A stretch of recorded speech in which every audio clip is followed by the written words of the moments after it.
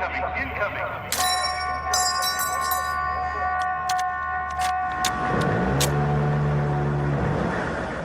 All right, everybody, welcome back to From the Bunker. Today I have a special guest to me, my friend and mentor, John Henry Parker, a man I miss dearly. Unfortunately, I moved away, and hopefully we'll see him sooner rather than later. But John Henry's been doing awesome things. A little bit about him: he's an author, he's a behavioral assessment analyst, he's the creator of the 9 Essential Dimensions of Transformational Self-Leadership, and he's a Marine Corps veteran. He served from 79 to 83 in Angleco for the Marines and the Squids, who know what that is. It's pretty awesome. He did an awesome training mission in Turkey, which is in his book, Be the Dawn in the Darkness. Pretty cool story about that part of his life. And he actually was in the Army for a short time previous to that. And, I'll let John Henry introduce himself, and then we'll kind of get into his whole story, how he ended up in the military, what he's done since. It's a pretty awesome story of overcoming adversity even prior to his service, which I really admire, and it's been cool. I've learned a lot from him, so hopefully everyone listening can do that as well. So tell us a little bit about yourself, brother. There's a lot to tell, but I'll try to keep it brief. Yeah, I was in the Army briefly, and I grew up in South Phoenix in a really bad neighborhood, and I was raised by an extremely violent combat veteran who was in the Marines in Korea, and a lot of bad things happened. And then he was a reconnaissance photographer in the Air Force in Vietnam and got shot down with his pilot and had to evade being captured and made it out of there without getting captured. But he came home pretty damaged, and they made him go to a mental health briefing when he got back, and this well-intending lady said, "I understand how you feel," and he stood up and called her an idiot and walked out, and he never went back to get help. And so he was just a really dominant, introspective, violent, hard drinking guy. And so I was raised by this guy, and and I was raised in South Phoenix, a lot of gangs, a lot of violence. My sister was part of the Hells Angels, and just a lot of bikers, a lot of drugs, a lot of violence. And I only got in the military because I didn't have any felonies. All my friends did. And so I wasn't going to college. And I'm like, I got to get out of here. And so I took that ticket to ride. My dad signed me up early at 17 and a half. I said, I want to go in the Army, Dad. He said, I'd be happy if you just did anything. Where do we go? Where can I sign you up?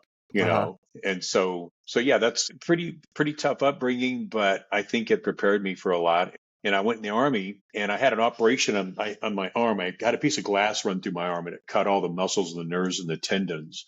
I didn't have any feeling in this part of my hand and very little strength. But I was able to go to the AP station and hide myself with hundreds and hundreds of guys. So I was able to fake, just do push-ups on my knuckles, you do my pull-ups, and they really weren't paying that much attention. So they let me through. And so I got to boot camp on Fort Dix, New Jersey, freezing cold. I just did all my push-ups on my knuckles. And about a week before graduation, the senior drill sergeant, they spotted me with my fingers up on the bar, and they've been watching me, and they're like, "What's going on with that?" So they took me aside, and they, what's wrong with your hand? And I said, I got an injury. And then they said, you go to sick call? I said, no, let me see it. And then he just lost his shit. And he's like, you had a pre-existing injury, and you came into my beloved Army. He grabbed me by the scuff of the shoulder, the collar, and he just walks me over to the medic, and he says, we're kicking this guy out.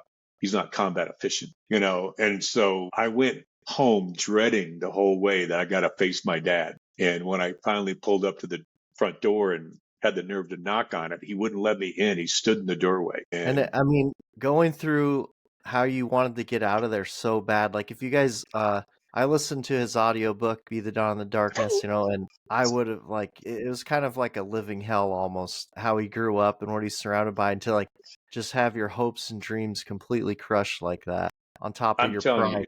That's all you wanted.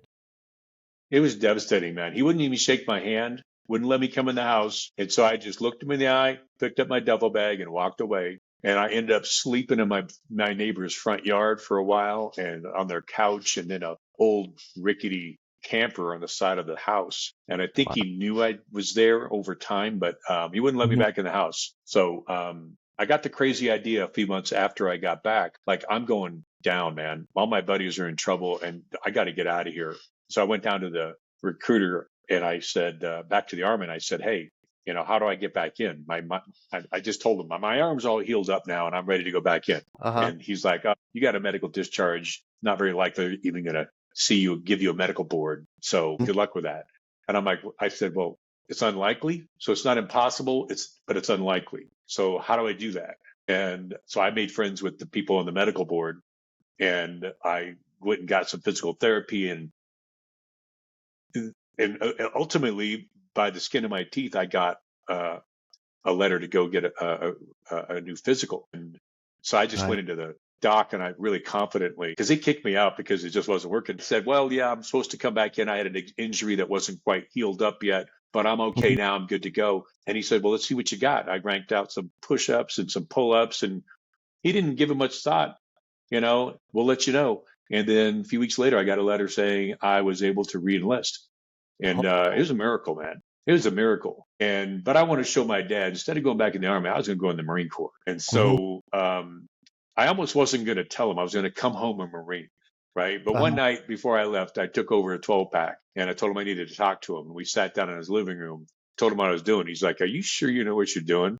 Because he'd been in the Marine Corps. But he wrote me every day in boot camp, like on a piece of paper while at work, stuck it in an envelope, like Wow. keep your ears open, your mouth shut, kind of advice. And he My came to dad my told boot me camp too. graduation. What's that? My dad told me the same thing. He's a Marine as well, and I followed. I did exactly what they didn't even know my name at the end. They didn't know who I was. Yeah, it's good advice, sage advice, man. But and I had some pretty severe shit happen in boot camp, which is in my book. But I graduated. It was the first thing I ever really accomplished in my life Hmm. and proudest moment. And then the second biggest thing was getting my jump wings because it's so damn difficult to get to jump school in the Marines. Unless you're with Yeah. recon or a special unit called Anglico, which I was able to volunteer for, you're not going to jump school. And I got a chance to volunteer for it. But Back yeah, I was able to. back then, they hazed you a lot more than they do now. Like if you listen to his book, like you're like, dang, dude, that's pretty brutal. It was brutal, man. I mean, but I just loved it, man. I loved the Marine Corps. I didn't like the discipline. I didn't even know I had a problem with authority really until I got off the bus at Marine Corps boot camp they said, get on the yellow footprints. And they were like Army drill sergeants were professional, man.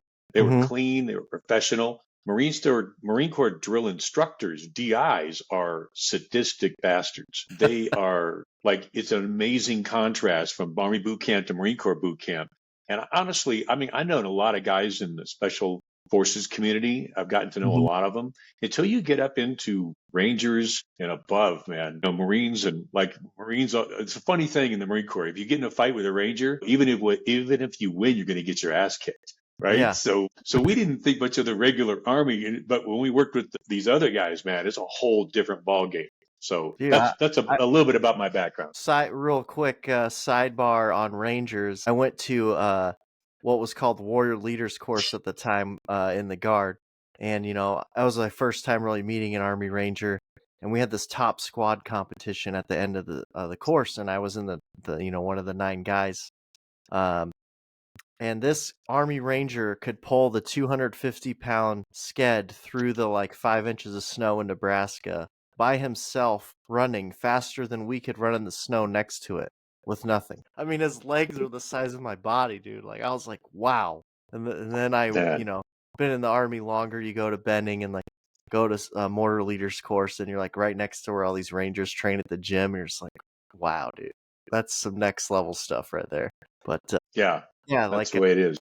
yeah, but what you went through, like that is pretty inspiring. And then so you go through all this and work so hard, you get your jump wings, and then the Marine Corps didn't even really end up working out fully for you, right? Well, it was interesting. It took me about 9 months of pre-jump school training just to get to jump school. Yeah. Because in the Marine Corps, they put you in what's called junior jump. So every morning you got to get up at 4 o'clock and go run 4 miles on boots and camis and do your push-ups and your sit-ups and all kinds of crazy shit. And then you get to go run with the company. My And if you get any disciplinary actions, they stick you back at the end of the line for the next jump billet, and we don't get many. Yeah. Right. And so I got in a lot of trouble. So I was constantly getting bumped back. And then all of a sudden somebody dropped out and they're like, all right, Let's see what's going on. And so they sent me, and and I got, it was crazy. I actually got in a dispute with a black hat, and he fucking recycled me. Right? I'm Oh on. yeah, Right. Yeah. So it's like, it's here we go again. Right. So I get to go to yeah, jump school twice. And it's June to August in Fort Benning. I prickly can heat. never go back there again. It's terrible. But it's that kind of determination that, I just, every time I needed some inspiration, I just pictured my father, and I had this instant jolt of rage, Uh huh. and I could access that on demand. So it was helpful, because I just couldn't bear the thought of going home and facing that guy. You know what's crazy? Like thinking about it right now as we're talking about it, and I say this quite a bit, but the old adage that, stormy seas make a good sailor, like calm seas never made a good sailor. Like, and you look at a lot of the most influential people in the history of the world and the United States, like the Albert Einsteins, pretty much anyone you can think of. Almost everyone had some serious challenges that for some reason strengthened them and emboldened them and gave them the wherewithal to go through certain things and accomplish great things. So I think it's kind of the similar thing with you. Yeah, you develop. I mean, when I was a kid, man, I was always getting chased and beat up by groups of guys. It was never really by one person. So it's like I got used to Uh dealing with huh. pain and suffering, and I went in the Marine Corps because I'm like, nobody's ever going to mess with me again. I'm going to go figure this shit out. And when Yeah. I came home, I grew like about an inch and a half, and I put on like 20 pounds of muscle. I went into like Wow. 163, 67, and I came out of boot camp a little bit after boot camp in my tech school, radio school at 180, just pure muscle. And all the guys that mess with me, man, they just wanted to buy me a beer and shake my hand. I never had to beat anybody up. It was awesome. Yeah, I could feel I was a scrawny guy for a long time, even in the Marine Corps, but I was so skinny. I gained 10 pounds in boot camp and was still skinny. Yeah, in the Marine Corps, I had a sign they made me wear called double Yep. rations. So I had to go through the chow line twice, and then they'd go bend and thrust you until you threw up, Yeah. after every meal. It was crazy. Yeah. So going back through, so you go through all these challenges growing up. Your dad's like basically abusive with you, and your mom, and you build up all this tolerance. You get Army boot camp. They kick you out. You get through Marine Corps boot camp. You do your time in the Marine Corps. Did some pretty cool training in Turkey, which I really thought was super cool. And John Henry actually gave me this really awesome flask I still have from his time there. And but anyways, so you get through that, but I feel like you had like a constant path towards improvement for whatever reason inside of you. Well, I And I had never really read a book cover to cover. I mean, I was uh I was pretty much straight F's and incompletes all through high school because I had a learning. I couldn't really read very much, and I couldn't do math. really, I had this really difficult. I don't know if it's a learning disability, but I just had a reading and math just put me to sleep, uh-huh, and plus I was smoking a lot of weed, man. I just didn't want to be in school. It was crazy because I'd be totally panic stricken, waiting for who's waiting for me after school every day. And on uh, the way to school, people would be laying for me. So I was like panicked all the time. And so I yeah, started smoking weed because I would go numb, but then I'd be really paranoid. But I'd rather check out and be numb than be in a panic. It was crazy, right? And yeah, so, yeah, so getting through all that, what happened for me that saved it changed the trajectory of my entire life was I met a warrant officer in Okinawa, Japan at the USO 2 weeks before I'm getting out of the Marine Corps. And oh I'm yeah, sitting there getting loud with a bunch of buddies of mine drinking. I was in Okinawa with the great grandson of the founder of Walgreens, Charles oh, Walgreen III. And Chuck and I were just getting drunk, and we're just can't wait. 2 weeks we're going to get out. And this uh-huh, warrant officer was at the bar watching and listening to me mostly. And when I hmm, went to get another pitcher of beer, I noticed this warrant officer standing next to me, and I'd seen him across the room a little bit. And he just interjected. He said, "Hey, man, you're getting out in a couple of weeks. And mind if I give you some advice?" And you listen to a warrant officer, and yeah, absolutely, sir. And he said, if I were you and I was getting out, instead of sitting here laughing and scratching with my buddies and drinking, I'd go to the closest bookstore, and I'd go to the self-help section, not the psychology section. And I'd go through every one of the book spines, and I'd create a stack of books that jump off the shelf at me. I'm not going to tell you what to get. Just look at every single book binding, pull the ones out that get your attention, pick three. And so I grabbed my buddy Chuck and I said, "Suck it down. We're getting out of here." And they don't have bookstores on Marine Corps bases. So we had to go to the Air Force base of Kadena, like 6.5 miles away. Right. And so I had to ask the lady, Right. what is the self-help section? So she walks us over and I went through every single book and I came away with 3 books. The Magic of Thinking Big by Schwartz, because that just sounded like a cool book. Right? Mm-hmm. Think and Grow Rich by Napoleon Hill. Oh, Of yeah. course, that's a Think and Grow Rich. That's an awesome sounding book, right? And the Yeah. third one was really strange. It's called Psycho-Cybernetics by Maxwell Maltz. And I Mm-hmm. had to look at the cover and look inside because it just sounded so strange. Psycho-Cybernetics. Maxwell Maltz was a plastic surgeon who made people beautiful, but they were still broken inside and they couldn't see it. And man, Oh. that really hit me. I was so broken from my upbringing and from, I didn't really know who I was, but I looked impeccable. My uniform, I was always squared away in my uniform. But Uh-huh. inside, it was just a whole different story, right? So the outward projected image that I gave everybody else definitely didn't reflect the internal reality of what was going Mm-hmm. on. But Yeah. that one 5-minute conversation, he said, the world doesn't need another hard ass who can parachute out of helicopters at night and carry big heavy packs and put it down around down range. He said they don't give a shit about that. You need to start thinking about who you're becoming. And this is my best advice. And that's about it. I don't remember his name. He shook my hand. He left. I never saw him again. But that 5-minute conversation, it changed the trajectory of my life. And I've been paying it forward since 1983 when I got Mm-hmm. out. And I've been paying it forward thousands and thousands of times. And so those 3 books were my therapy because I had a bunch of article things I was always in trouble for my rage and binge drinking. Yeah. And I didn't know how to control it. And so Mm-hmm. when I started reading about personal development, I really saw that was a form of therapy because it was private. I didn't have to admit to anybody that I'm having a problem. And I Okay. just started consuming audiobooks back when they were audio cassettes, before Mm-hmm. CDs even. Okay. And I so didn't I know just they had burned these audio. things up. Oh I didn't yeah, they even were know they big did. albums, funky albums, man. They were kind of goofy, and they would always melt because I lived in Phoenix, and they were just like Oh, always yeah. melting. Yeah, but here's the fast forward it a little bit. I had a bunch of miscellaneous sales jobs, but then I picked up a book because here's the thing: I didn't have any skills. Okay, I didn't have any transferable skills, and I wasn't going to be a cop, correctional officer, prison guard. I wasn't going to be a fire jumper, a fireman, because it's just too paramilitary. And I knew for sure, with my lack of discipline, I would screw it up with a superior at some point and lose all my Mhm. progress. So I'm like, no way am I going back into another organized area. So the only thing I found was sales and marketing. They'll train you. You come in with no skills. And Yeah. I basically knew how to talk to people, but I had a very limited range of emotions and a very limited vocabulary. And so I just started getting and modeling what other people were doing, and I did all right. But then I picked up a book called How to Master the Art of Selling by Tom Hopkins, who was a big sales training guru back then. And on the back it said his address was like 30 minutes from where I lived outside of Scottsdale. And Oh. so I badgered them until they hired me because I thought, what better way to learn how to sell than to go work for the world's leading sales trainer selling sales training? And then so long story short, I worked for them for 3.5 years, and then went to work for Tony Robbins as an outside speaker, field sales representative, speaking to hundreds and hundreds of his CEO and senior leader clients.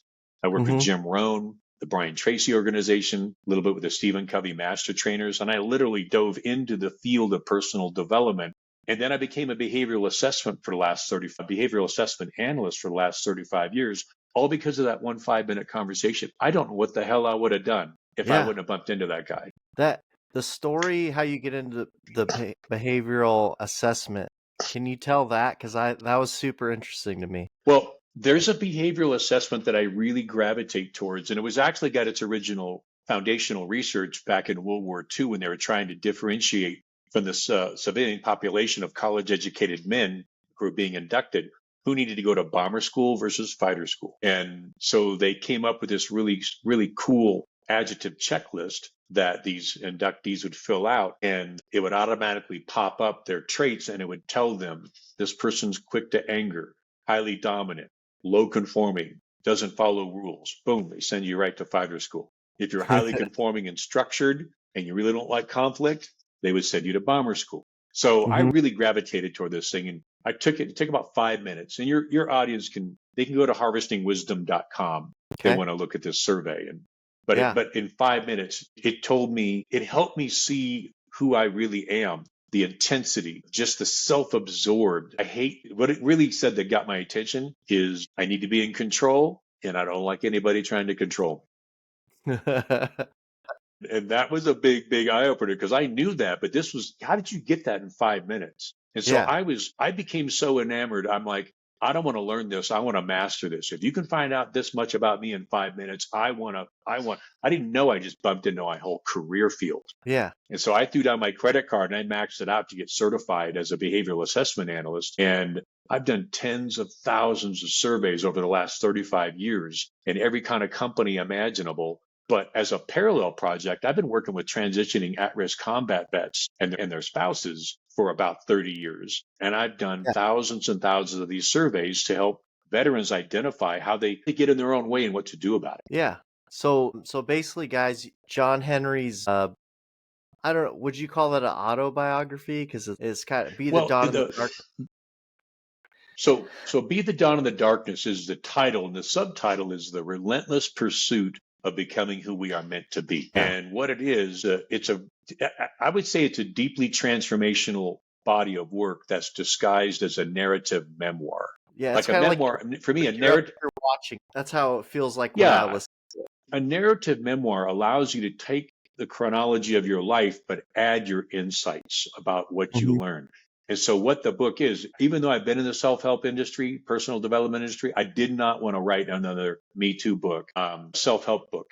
So, what I did is, Yeah. anytime I felt like I was teaching or preaching, I just threw it out. I tell visceral stories that puts the reader and immerses them in really violent, difficult situations. Mostly in the first half of the book is all about this arduous, relentless journey. And about halfway through, the trajectory changes when I meet the warrant officer and everything changes. Right. And So, I think so. Before we get into like the transitioning vets and all that, and that like I met when that was kind of new coming out, I think. But when you and I met, I really thought it was cool how you grabbed on in your life to like things from your Aunt Glad and comments she made growing up that stuck with you forever, and you took that and you built on that through all these different trials and tribulations, whether it was growing up before military, which I feel like being a kid is so raw and you don't know yeah, that your whole life starts after school, like after high school, that every single thing is the biggest deal in the world. And so I feel like it's super challenging. And then I remember how freeing it was after that. Well,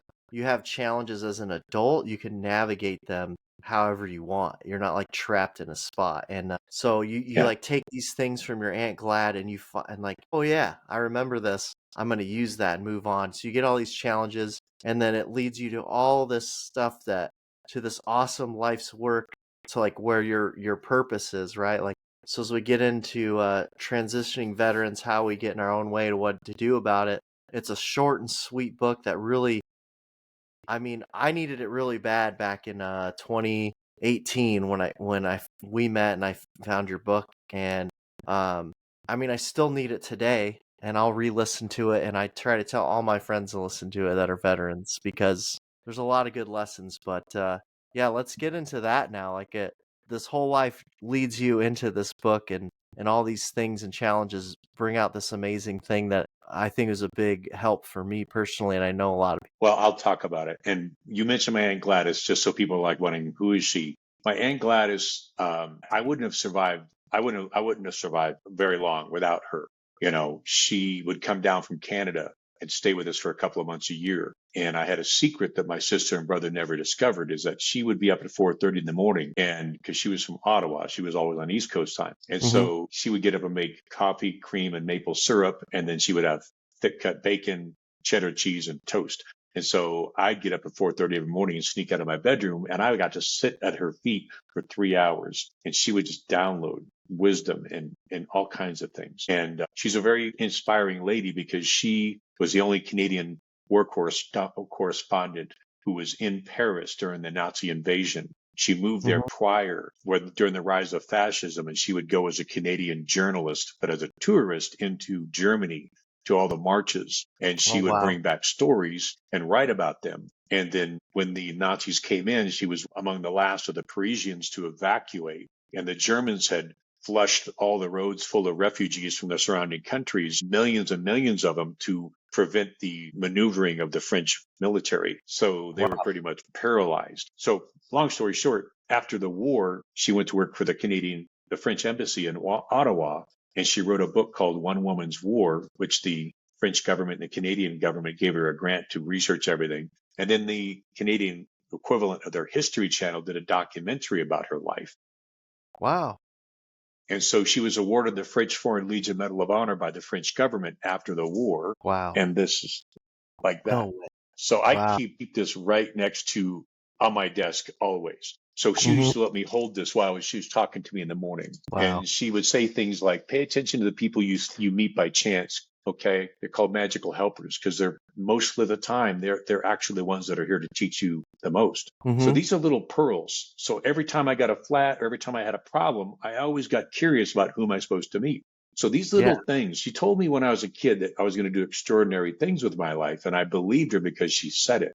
So the reason Yeah. why I wanted to bring this up is because it only takes one adult of healthy character to inspire and change a child's life forever. And so she did that for me, and I carry her wisdom with me to this day. So I write a lot about Gladys and about these nuggets throughout my Mhm. work. So now fast forward to transitioning veterans, how we get in our own way and what to do about it. I got to mention my son Danny is the inspiration behind it. He grew up about 3 miles from where I grew up, tough neighborhood. Again, he was the only one without any felonies, and he was able to go in the army. Yeah. And he was just made for it. He was a squad leader, did 2 deployments in Afghanistan, and he's just a warrior, man. He just raised in a bad neighborhood. He knew how to take care of himself and really knew how to box. So, Yeah. long story short, Danny came home from Afghanistan, but he got killed on his Harley because even though he was a real calm and gentle person, there was another side of him that was just pretty scary. Mhm. And he needed adrenaline to relax. So he'd go out on his Harley and wind it out at night so he can come home and sleep. And he got wiped out one night out of the Mhm. blue. And he was really like, he and I were just like, we didn't want to go to counseling. So I understood that. So we Uh-huh. started thinking about how do we reach veterans who are reluctant to ask for help, who Yeah. are just like, I don't want anything in my medical records. I don't want to lose my security clearance. I don't want to get passed over for promotion because I was weak and asked for help. I don't want to be stigmatized because I'm going to counseling. So we When thought he about all these barriers to care. and he was one of the first people coming out of Afghanistan. Like he's on news clips as one of the first people like really seeking counseling publicly, so he could totally speak to that. Well, with my background with Tony Robbins and these people, I know how to get to producers. And Uh-huh. so I had a guy named Jonathan Shea who wrote Odysseus in America, Combat Trauma and the Undoing of Character, and Odysseus in America, Combat Trauma and the Trials of Homecoming. And Okay. Jonathan Shea introduced me to a producer at CNN. They were That's looking how that for happened. a combat vet coming back from Afghanistan. And so Dr. Sanjay Gupta and Paula Zahn, he was interviewed as I was a veteran who was willing to go get help. And Yeah. and then he was also on Peter Jennings' World News Tonight. I hadn't seen him. I hadn't talked to him in 5 months. A little shit. He was over there in Afghanistan, about 3 miles from the Pakistan border. And I'm skimming through the channels, and all of a sudden, here's an expose on Afghanistan with General Abdizade going to the tip of the spear at Shkin Fire Base to And there meet he the is. the warriors there. And all of a sudden, there's my son being interviewed about one of his guys getting killed. So it was pretty cool. There's this new segment with Peter Jennings and then Paul Lazan and Sanjay Gupta. But we were trying to figure out, how do you reach these veterans with the suicide rate and the domestic violence and incarceration and substance abuse and Mhm. just craziness. So we thought, let's create an audiobook. So after he got killed, I finished the project, but I wrote it as a dual narration. So I play the voice of the rational mind that's talking to you Mhm. right now, and then I've got another veteran. His name's Yonel Dorellis from Brooklyn. He Awesome, plays the dude. voice of the critical mind that's always Yeah. talking shit and hijacking moments that I'm supposed to be present with someone and I'm not even there, kind of thing. Yeah. So Yeah, I it's think only an hour and a half long. yeah, and like I would just listen to it driving around for work and catch pieces and so like some things about the critical mind we could share in here really quick. Like definitely go download this book, guys. Harvestingwisdom.com, right? So check that out. But the critical mind, like things that go through your critical mind that popped out to me was like, my boss is an idiot and doesn't know how to lead. And like, in the military, you have to follow your leaders. And in the civilian world, sometimes you're like, why is this person here? And then you pounce on people as soon as something doesn't get done correctly, where in the military, that wasn't done correctly, people could die or people don't get what they need, whatever. It's a big deal. And you can get on guys right away as an NCO or just a senior soldier or airman or whatever you are, and you can correct it. And then 80-90% of the time, the guys just correct it because they have to. And, they also want to most of the time. And then in the civilian world, like, you'll tell people to do something a different way and they just won't. You're like, I'm going to lose it. Oh yeah. Well, I So, mean, like my boss is an idiot. He doesn't know what real leadership is all about because you've been around real leaders, right? People yeah, are idiots. This guy doesn't do what he says he's going to do. People don't show up, yeah, and they don't know the first thing about what it means to be accountable, right? So we're yeah. we're we're we're giving everybody the stink eye, Mhm. and we're trying to be yes ma'am, no sir, be real nice, but they know we have disdain, like we're not having it, and then we end up going from job to job because we can't find this level of accountability and the brotherhood that we need. And so Mhm. a lot of vets, they go from job to job. So this audio book, it's a dual narration. Like the beginning of it, I say, like, I'm like, let's face it, we all have a critical mind. And Yonel pops in. Obviously, you must be talking about me, right? And so Yeah. we have this dialogue back and forth about going to a restaurant with his wife, and he's looking around, checking anybody out that's got vascular vet necks. He's thinking about who I got to take out, where's the exit, all this stuff. And she's wondering what's going on. And he's trying to make like, hey, honey, we need some dog food. We're going to go home. He's not even there, but he's trying to act like it. And so finally she's like, hey, why am I even here? You're not, so Yeah. it's all about real life stuff that goes on for most vets. Even if we're just not going to calm down until feel like we're safe. And so, and about how to self-regulate when you get triggered. So there's some tactical breathing exercises, and Yeah. there's just some strategies that I developed for myself that I share with my son that really worked. And so that's what I write about: is how do you self-regulate? What specifically can you do? That's something you do, not being told a technique or whatever, but you can actually recall certain moments and certain experiences where you need to access a set of emotions that you're not inclined to show typically. Like looking at Yeah. remembering the birth of your child, or when you first saw that your child was looking at you. We talked about this. That's a Yeah. moment. And if I mean, you and I will talk occasionally, and we were talking recently, and he's pointing me back to remember how to interrupt your triggers, because I've been back almost 2 years from my last deployment, and I don't, things finally got to me. I've talked about it on this podcast before, and he just reminded me, hey man, because I knew the breathing thing, right? But then he's like, but remember, you got to focus on a moment. So like, I have 3 boys. I can remember holding all of them, but I have a 9-month-old right now, so I could really soak that in. So if I'm somewhere and upset, I can just grab onto that and do the breathing. 5 seconds in, 5 seconds get your hold. phone out, look at a picture, and like Yeah, instantly, like, oh, that was a moment. yeah, and then it just puts you right there, and you imagine yourself hovering over, and it's like it's crazy how that works. And some people listening might sound silly, but I guarantee you it works. It helps a lot. And so it's pretty cool. Like Yeah.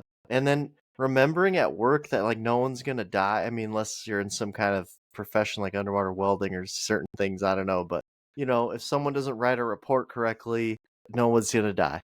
So It's weird that you have to actually remember that. I know. I spent a lot of time in the security industry, and I'm not in it right now, but typical transition for a grunt, and I went really far, in that industry and the management and everything. And when I met John Henry and listened to his book, I was like really struggling, just making a big deal out of everything. And then I was like, okay, yeah, this like it's really not that big of a deal, and you can let it go, and that helped me so much. So that was nice. And then I I bet it went helped from Caitlin a lot too. yeah, and like we did the behavioral analysis with you and learned so much. My wife and I, we were engaged at the time.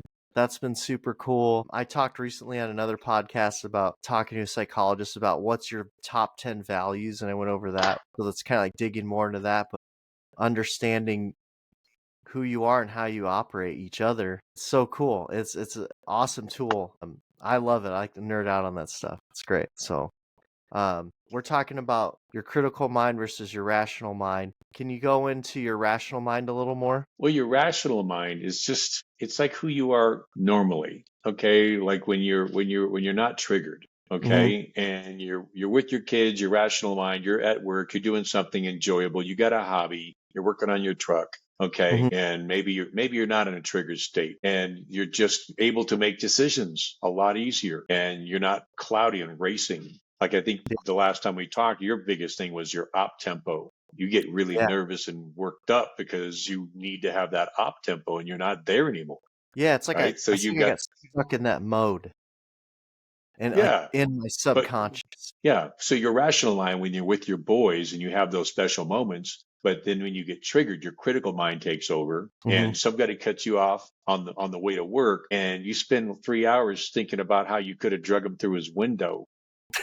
and you're activating all kinds of cortisol and you're acting like you're revivifying an experience that should never happen. Like, here's Mm-hmm. the funny thing, man, we can still reach out and choke somebody if we really have to, but we probably really shouldn't need to Yeah, you know no but doubt. if we spend a lot of time thinking about that, it's just like we're there. We might as well have just done it because the damage on our body over time takes a toll. And our critical mind is hijacking precious moments to where our family knows it. Mm-hmm. And we get categorized as that one-dimensional veteran. Family functions. People can kind of avoid us because we can get triggered and we can be intense. And even if we don't say anything, they know we're pissed, right? Yeah, yeah, for sure. I think for me, usually it's been in civilian work settings I have the problem. And then for recently after this deployment, it's like seeping into my relationship. Mostly it's my wife. I'm with her all the time, and she knows me better than anyone, and she's awesome. And but anyways, it's been a good journey to like work through this stuff and have all these tools. And it's to be a transitioning vet more than once, especially when you're going on deployments and coming home. That's always the thing, whether you're active or guard. But you want to double that when you're guard because you're not even going back around the same people unless you luckily live by a guy. But otherwise, you're just like, okay, I get like 30 to 90 days off, and then I'm going to go be a civilian with all these people I didn't deploy with. And that's like double hard. I can't But imagine that. yeah, it's really weird, man. It's really weird. And I've done it 3 times in the guard. And there's definitely been a transition every time. This time it just has taken the longest. But how long were you in the Marine Corps? 4 years. So Yeah. wow. So you're coming from the esprit de corps of the Marine Corps, Mm-hmm. super tight, right? Yeah. And then you're going on a deployment with a bunch of people you don't know. What was that like? I know it's Oh, difficult, but your standard is like your impeccability factor, yeah. right? Well, I when I went to Iraq in the Marine Corps, I knew every single guy next to me knew exactly what to do in every situation. And if you messed with us, like it wasn't be good for you. Now, I didn't deploy. I haven't deployed as a conventional infantryman other than my this last one. But my next 2 deployments, I was personal security detail, and they just give you like a hodgepodge of guys and girls, and like you do security for command teams and take them places. And then on my second deployment, that was supposed to be our job, and I told my platoon sergeant because him and I were the only ones who had deployed before. I said, hey, like, can you let me train these guys for like just basic infantry tactics, like in case something happens, like we got to be ready, or if they're going to give us other missions. It always happens. He's like, yeah, take them. And I start like getting after these dudes because not only are you not full time and get to practice that one craft all the time, like the guard, you have a lot of skills. Like you could send us to some random place and we'll build something great out of it because there's like construction guys, mechanics, all these different skills.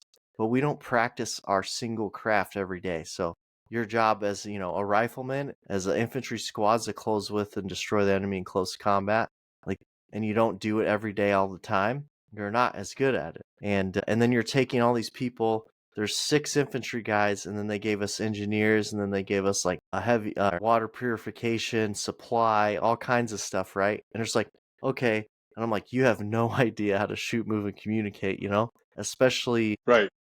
in the Army. The Marine Corps, you could take an admin guy and turn him into a semi-okay infantry guy pretty quick, because the Marine Corps is so much about everyone's a rifleman, with the Army, not so much. And, but anywho, I'm like getting after people, making them cry. I'm like this is real life. Like, you have to be ready for every situation. But yeah, and then going as the guard, it was just like, man, I hope nothing happens. Luckily, that deployment, no combat. We got spun up a couple times on QRF. We're out at Bagram Airfield, about to get on a helicopter, and they're like, "No, the air's red. You're not going." But they were gonna drop us in to support some guys in a firefight. I'm like, thank goodness they didn't. But we just grabbed our best guys, and I started telling them, like, when we get off the helicopter, which I'd never even done helicopter assaults, but I knew the basics of it. I was like, do this, this, and this. All right, and then if I get hit, this dude's in charge. Like, and Huh. it's funny. Like, to me, it's funny, but in reality, it's not funny. But Looking back. yeah, yeah. So it was very different. But yeah, and then this last deployment, we actually deployed as an infantry company all together, and I had my mortar section, and we trained and did our thing the whole time leading up to it, which is a lot better. But it's still, I mean, we had about 90 days of training prior to leaving to like brush up on everything, and even then, it wasn't the best training, but it was pretty good. But it's not the same, as doing it every day for years. So, but yeah, you come out of that and then just shut it off. And like, they do a lot better job than they used to. Like, we've learned so much, but it's still not easy. But I will say, No. like, I'm not going to play the victim card or something. I feel like one thing Bunker Bros is about is not being a victim and being negative. Like, these are challenges we face, but we're also better equipped than anyone in the United States to handle these challenges because of the training we've been through and the resiliency we've built. And like, that's what we're about, is figuring out a way to attack the problem and handle it. Don't just sit there and wallow in it. Like, that's not cool. That's not what we're about. Let me give some nuggets of this is relevant because now we're talking about how do you transition? Yeah. Okay, we're talking about everybody struggles with it. Even somebody who's had a rear echelon, no deployments, they still had three hots and a cot, and they're institutionalized, and all of a Yeah. sudden they don't have that anymore. Mm-hmm. All the way to people who are in a combat environment, but they're not going outside the wire. They still have loss of sleep, hypervigilance, fears, and then you Yeah. have the real people that are going out into combat that have a lot of other stuff. Well, what they don't tell you, at least what I was in, they may be getting better now, but the Mm-hmm. vast majority of veterans that I come across, they just don't understand the void that is there that they can't fill up with drugs, sex, porn, workaholism, adrenaline, and what that void is. It's surprising how many people go like, I never fucking thought of that. They get so lost. Identity, mission, meaning, purpose. Super simple. But you Yeah. had an identity. People knew who you were walking up to them.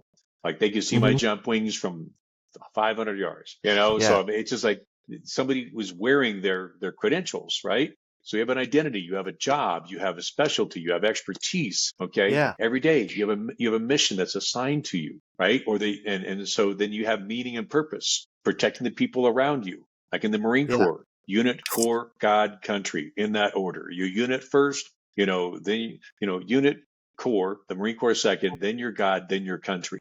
And Yeah. so all this is instilled, and then all of a sudden you're out and you're like Rambo talking about, I can't even flip cheeseburgers, and I was in charge of all this equipment. Yeah. So I spend a lot of time with people helping them look at those four dimensions to understand that they need to rediscover themselves. And I can't tell you how many vets that I've met and taken them through this process, which is in the Transitioning Veterans. And you can go to transitioningveteransbook.com, transitioningveteransbook.com, and it's got a couple of explainer videos about the work that Mm-hmm. I do, but you can listen to the whole book for free. It says audiobook free preview, and That's awesome. it's on SoundCloud. So if you want to spend money on your Starbucks instead of buying the audiobook, just go listen to it for free. That's why I did it. It's a legacy project for my son Danny. I don't make That's any awesome. money on it, and it just propagates from veteran to veteran. But really, it takes you through the whole process of identity, mission, meaning, and purpose. And when I share this work, I cannot tell you how many veterans, they just fall out of contact. And I didn't understand it for the longest time. And then Mm-hmm. I'd meet them a couple years later and they're like, damn, dude, I just got to thank you. That conversation lit me up because we're goal seeking like cyborg. When we need a worthy goal to move towards, and the instant they realized they needed to reinvent themselves, it's not that they were disrespecting me. They just got so self-absorbed in where they were heading, Huh? and I'm like, that's awesome. Yeah. I'm not butthurt, man. And I tell you, I've never lost a veteran to suicide in 30 years. I've lost a Wow. couple to fentanyl that didn't know that they were killing themselves. They thought they were buying Yeah. an 8 ball and they're going to have some party time. Huh? But when you reacquaint people with what the void is and how to fill it by Mm-hmm. reinventing yourself, you got to create your own new identity. You got to assign yourself a mission, and you got to really get into what provides meaning and purpose again. And once you start redefining those areas, you start running towards objectives again. Yeah, and I'm so glad that we're building what we are at Bunker Bros. We're so aligned with what you're doing. Like, by the time everyone's listened to this, they'll know we've launched. We're building an app for veterans to find each other.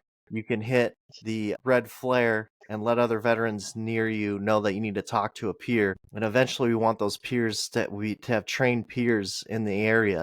And like it's really huge to us. And like, imagine if all my buddies that I deployed with this last deployment here in Michigan, like, none of them live near me. So, like, I wish I could just find a buddy to go to the gym with who's a vet. So, like, imagine if you could find that, or someone to ride my motorcycle with, or, I'm part of an organization called the All American Riders, and we started in Southern California, and I got all my buddies back there still that I miss riding with, and that built me up so much. And our families always hung out, and like we just lifted each other up. And to move across the country and just not have that veteran presence around me, because I have amazing friends from my church that have been so awesome here. There's some cool neighbors, but like I have a void if I'm not with other veterans. Like I have to have that in my life. I tried. I'm not gonna say anything negative. The VFW is like a great organization, and we want to support them.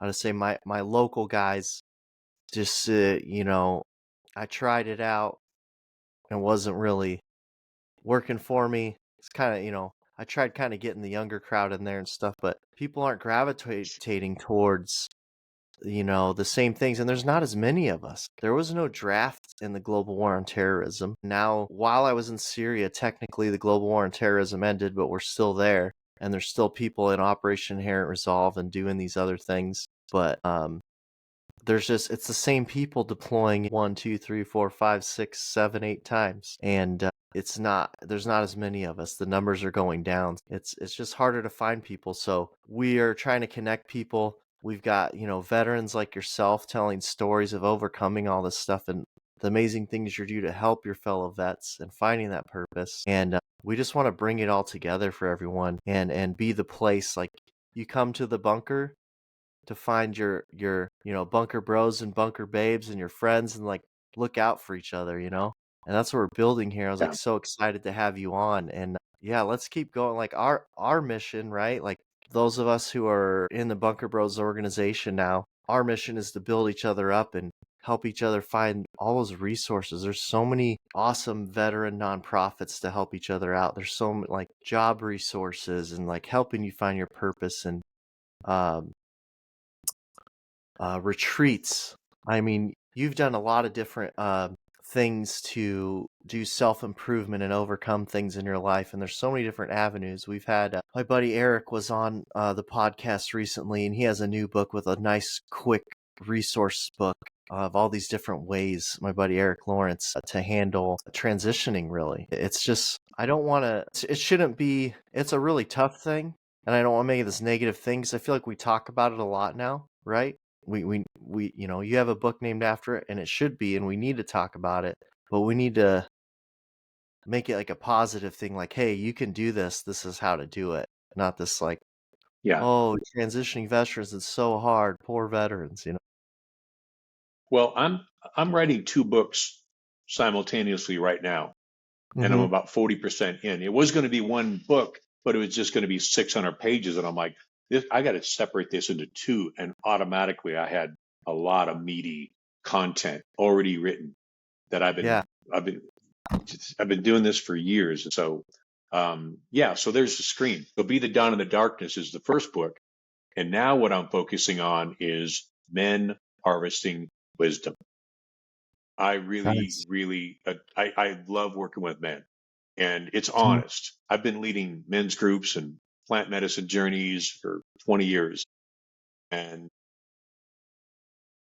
this work has done so much for me that I no longer suffer from trauma whatsoever. I sleep well. I don't Wow. suffer from trauma. I suffer from the stress on my body. I'm 63 years old, man, and I'm just recovering and doing self-care so I can take better care of myself. There's much more to it. We can talk, maybe come back on again and I'll tell you some more about it. Mhm. But the next two books, Men Harvesting Wisdom, Being Who We Are Meant to Be, the heroic journey of transformational self leadership. That's my gig, man. Transformational self leadership. Yeah. And the next book is the 10 essential dimensions of transformational self leadership. That's in the middle of that circle. And it expands on the four dimensional model of identity, mission, meaning, and purpose. Okay. And when you have these 10 dimensions, what you get is a sense of sustainable, passionate, sustainable clarity. And so this is a formula for returning to with when life changes and you're going through transition. It's a map for you to plot. Where am I? Where am I heading? And if you just work on one area, all the other ones start equalizing. Okay. Yeah. And so just real quick, like know yourself. That's the first dimension, Mhm. and I help people do that. And the second dimension is what brings meaning to your life. The third, what's your purpose? What the meaning in your life is your big why. The purpose is how you accomplish that why. Okay. Mhm. Then what are your values? When your values are clear, your decisions are clear. They may not be easy, but they're pretty damn clear. So what are Yeah, your that values? that like that exercise I just did really cleared that up for me. It was really cool. Yeah, yeah. And then once you've got that clear, what are you doing for self-care? Physical, emotional, spiritual, financial. Mhm. And and then once you have self-care down, what are your roles and intentions in your life that mean the most to you? Like Stephen Covey talks about roles and goals. Like I'm your friend. I don't have a goal for being your friend, but I have intentions. So what are Okay. the most meaningful roles in your life and what are your intentions? Even if you totally screwed it up and you got to rebuild your life, your relationship with your kids, that's Mhm. still something that will keep you alive and it'll keep you focused and making that somehow right. If you need to be a better husband, you need to be a better whatever. What are your Mhm. roles? What are your intentions? Maybe we should start there. Just by getting clear on that, you start doing more self care. You start getting in touch with meaning and purpose and your values. And once you have Yeah. all that, this is all, these first five are internal. Then the next one is what's your vision? What do you want to do with your life? What do you want to go from here? And once you have that, what's your plan to execute that vision? Mhm. And then the next one is willingness. The ninth one is willingness. Nobody ever talks about willingness. Everybody's willing when they start a diet until they get a craving for some ice cream. And in Uh-huh. that moment, are you willing to be willing, especially when you're unwilling? Like you do all this work to set all these dimensions into all these 8 dimensions previously, but Uh-huh. it's cold outside and it's warm under the covers, and I really don't feel like going out there. And then within minutes, the stinking thinking starts taking over. And pretty soon you're like, why the fuck do I even set goals? Because I don't accomplish them. And all of a sudden your self defeating thoughts come in. But if you preloaded the knowledge around willingness, am I willing to be willing, especially when I'm unwilling? It's cold outside. Nevertheless, am I willing to be willing to get the fuck out of this bed and go do what I said I was going to do? If you have inoculated yourself with an understanding of willingness, that Mhm. one point will cause all these dimensions to come alive. And if none of these dimensions make sense, the 10th dimension is legacy. How would anybody even know you existed? What are you Mhm. doing to create a life for future generations? What's your impact? How will they even known you were here? And so Yeah. I just ask vets and men, non-vets, where's it hurt? And I work with women too, but I'm focusing this work on men. Where's it hurt the Mhm. most? Let's just talk about that. And all of a sudden it opens up a conversation. And just by That's a getting good clear on the question. first dimension, it's just like, where's it hurt the most? This is such an Wow. easy roadmap. Yeah. I like that. That's a really good question, man. Let's get right to it. That'll break someone down so fast. Yeah, it opens up extraordinary conversations, but mostly with the person inside their own head. Mm-hmm. Like, I got to get my shit together, man. I got to get my career intact. I got to go to school, but we lose track of that stuff and we're lost and we're trying to fill that void up and Mm-hmm. we don't really understand it. Take a look at identity, mission, meaning, and purpose. And if you're talking to other vets, like, I'm not going to save your life, but I can give you some tools to help you save your own life or maybe Yeah. somebody you care about. Yeah, they have to want it. So if you can find the reason to focus and want it, like, yeah, because you can't make someone do it's so hard and frustrating. But yeah, that would help them find it. That's good. So Well, man. I'm semi-retired from doing the one-on-one work with vets. Mm-hmm. That's why I'm writing, so I can actually reach more veterans. And I haven't done any marketing whatsoever. Anybody says, "Hey, I'm a best-selling author," Amazon has a scam where they can get you the rankings. I just don't care about that. I've Yeah. been focused on propagating this to veterans that need it and mental health professionals, trauma specialists. That are they really like this work and they send me a lot of reviews. Mm-hmm. So Yeah, this is so working. so the first place we can find information about your books and everything is harvestingwisdom.com. And then the other one, if you want to go straight, and Transitioning Vets is on there, but if you want to go straight, is transitioningveteransbook.com, correct? .com. Okay. Yeah, so And it's those are the also it's also on it's on Amazon, it's on Audible, and it's Mhm. everywhere. But the audiobooks everywhere and the books everywhere. Yeah. Yeah, I would say personally I go to straight to Transitioning Vets. Mostly veterans listen to this podcast. And after that, it's real quick. Get into Be the Dawn in the Darkness. And then, I mean, that could really motivate you to take that next step based on, I've listened to both of them. So I'll make it real simple. Like the whole transitioning audiobook of transitioning veterans, it's only an hour and a half long. It's built to be high impact and really short. And then on harvestingwisdom.com, you can literally download the first 7 chapters of the audio of the book or the Mm-hmm. first 7 chapters in a PDF. So you don't have to buy it. You can just download it like right now and just give me your first name and your last initial and your email address, and you'll get it right in your inbox. You can select which one you want. And so that way you don't have to wait for the book to arrive. You can just get right into it. Yeah, I like that. Nice. What other, parting words do you have for us, brother? And I could talk to you forever. We've known each other a good long time, man. And these are really good conversations. And I just appreciate what you're doing. You've had some experience in this domain in a previous venture. And so the fact that you're going back out to create your app, it needs to be right there in the palm of your hand, Yeah. and accessible. And I'll tell you what I did is I need community around me, Mm-hmm. as you just talked about. And what I did that I finally figured out is I've been thinking about, man, I wish I had a yoga routine and a mobility routine and a kettlebell routine that I would just get up and do every day. But I Mm-hmm. wasn't doing it. I mean, I know what to do, but I'm just not doing what I know. Yeah. And so I don't need a lot of people around me, but the ones that matter the most. And so I got 2 or 3 buddies of mine, and every morning at 8 o'clock and at 8:30, I'm leading them through a mobility and kettlebell routine that lasts no more than 20 minutes. We usually get it knocked out in 18. Mm-hmm. And then I do it at 8 o'clock, and then another one of my buddies shows up at 8:30, and I get 2 sets in every day. But I Nice. found that for me, leading a mobility session for me, actually physically leading it and demonstrating it as an extra kick of motivation for me, Dude, and I'm it exactly the works. same. And like I'll like work out harder with a workout partner than by myself.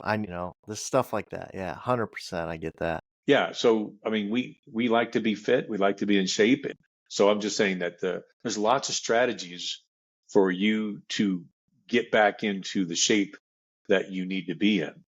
Yeah. And but any time, man, if I could be of help to you on what you're doing with your community and with your podcast, you're welcome to have access to Transitioning Veterans book, and you can propagate that out there. It won't cost you anything, me anything. It's right there. It's a great legacy project, and I feel like Danny's life means something every day because Yeah, we created that together. for sure. That's so awesome. Well, I thank you so much for coming on. We'll probably have to bring you back on because there's so much we can dive into. Just thank you so much, man. It's been really good. I know everyone's going to get a lot out of this, and we can help our brothers and sisters out. It's going to be great. Absolutely. Anytime, man. I'll be in touch. Okay. All right. See ya. See you. Incoming, incoming, incoming.